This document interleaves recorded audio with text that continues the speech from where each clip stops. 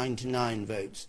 The Tories have one MP for 34,000 votes. Yeah, and the question was, is that fair? And the answer is it's not fair, and no voting system anywhere is totally fair. But when you have elections, you're trying to do two things. First of all, you're trying to get a representative parliament, and secondly, you're trying to have a stable, accountable government. And the Conservatives got a majority this time, so of course you'd expect me to stand up for the system. We actually have suffered under this system as well. In 2005, Labour actually got a lower share of the vote than we got last week, and they got a majority of 66, and we have a majority of 12, which is going to make it a pretty tough parliament for the whips. And I think, you know, the advantage of this system is that what you have is one party with a manifesto for which they're accountable. The British people know what David Cameron was standing for election for. It's written in the manifesto. What we had in the last election were manifestos that were torn up, politicians doing deals, then something called a coalition agreement, which no one before. I think in the circumstances it was the best thing to do, but I am against permanent coalition government because I don't think governments are accountable. And if you look at, you know, the biggest single casualty of the last election, it was the Lib Dems because of Nick Clegg's promise on tuition fees. And what do you say to 4 million UKIP voters and 1 million Green voters who have 2 MPs in the House of Commons? Well, I say that, you know... What's your offer to them? Apart from vote Conservative? You know, this is a system which... Well, I think actually this is a system where we have a two-party system because that holds the big parties' feet to the fire to be accountable for their promises. And my worry is, if you go... And I'm actually quite surprised that... Because this PR system is what they have in Europe, Nigel, and I didn't think you normally support European things. But isn't that interesting you say that? Because every single government in Germany since 1945 has been a coalition government, and I would argue Germany probably has been rather better run than Britain's been, so the arguments against coalition are absolute, complete nonsense. This is not just unfair, what has happened here, it's an outrage.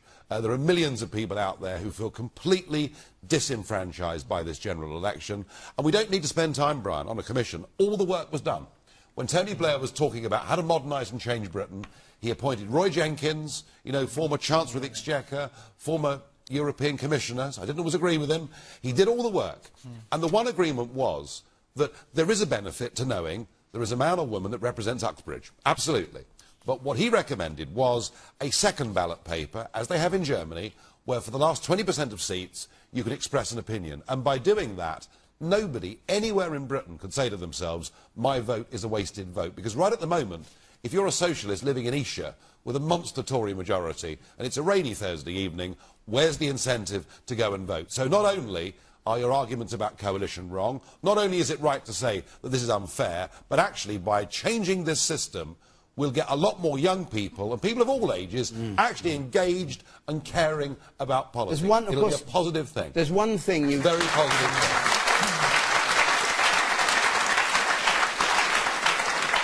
There was one thing that was designed to give redress to small parties, which is the so-called short money. Yes. And because of the number of people who voted for UKIP, you're entitled to £650,000, I think.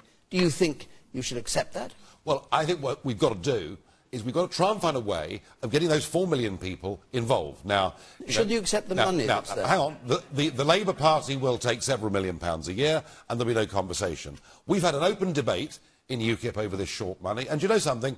The last thing the public want to see is a political party infighting over public money. And I'm going to recommend we don't take any of it. I'm going to recommend we privately fundraise and set up a structure where we can give those 4 million people a chance to actually get their voices heard. Can I just... Hold on a second.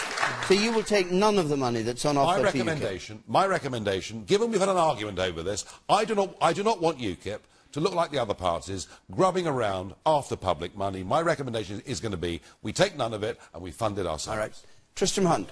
Well, I think in a democracy, if you go into the election under a certain set of rules, you have to accept the outcome of that. And the way our democracy is